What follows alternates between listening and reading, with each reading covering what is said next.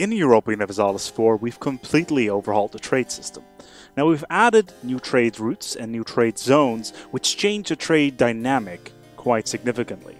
Now, at the moment, trade is generated in two ways, through your trade power and your trade production. Now if we head over towards the trade map mode, we see that the world is divided in trade zones. Each trade zone has a certain value attached to it, value which you can steer to our home through merchants. Of course, if we have them available. Every time you steer from one node to another, it will increase in value. So let's see, I steer trade from Bengal to Ceylon, and Ceylon becomes more valuable. We then steer the value from Ceylon to our home node in the Gulf of Aden, and then collect our trade there.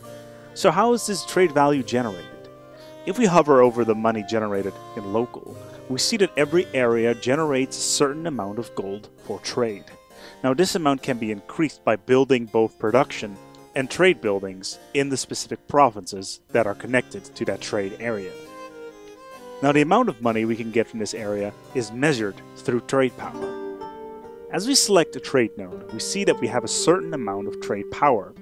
In this case, we control the node because of our high power in that particular area.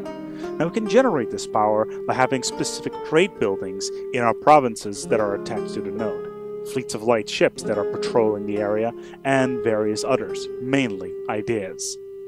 For instance, I may not have many provinces in the Bengal area, but my fleet of light ships generate a massive amount of trade power, which I can then use to steer income away to our other nodes. Do note that I also suffer from massive overextension, which causes my trade power to drop quite significantly. Remember, the more power you have, the more money you will generate. This was a basic overview for the trade system. For more information, be sure to take a look at the tutorial in the game.